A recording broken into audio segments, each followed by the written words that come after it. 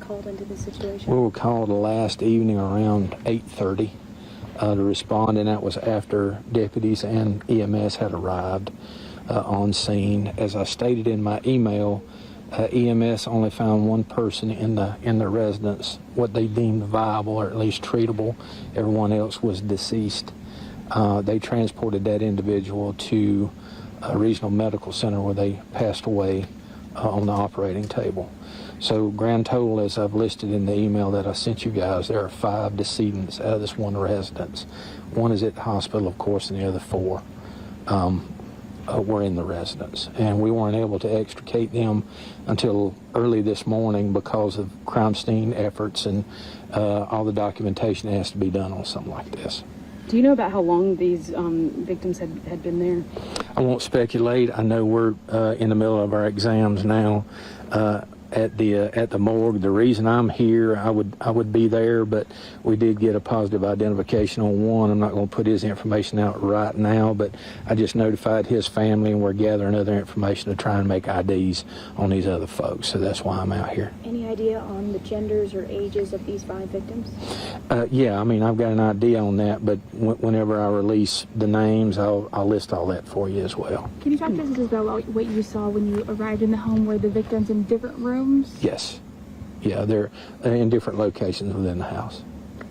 We heard one of them might have just been sitting on a couch. One of them might have been near or close to a table. Do we know if they knew something like this was going to happen? Because it's an active investigation, we're not going to, list where everybody may have been sitting and certain other aspects.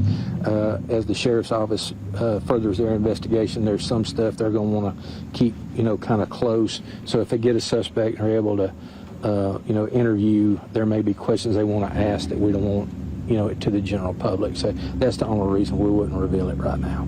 Were any of the victims' family members related to each other? No, not to my understanding, no. Were there any minors involved? No. Would you be able to talk about just the extent of the injuries? You said that it was gunshot wounds, but do you happen to know if it's more than one gunshot wound? Some of them had multiple, yes. But I won't go into the count. Again, that's part of the sheriff's purview to be able to interview and keep some of that information kind of close. You mentioned that one victim was transported to Spartanburg Regional in your email.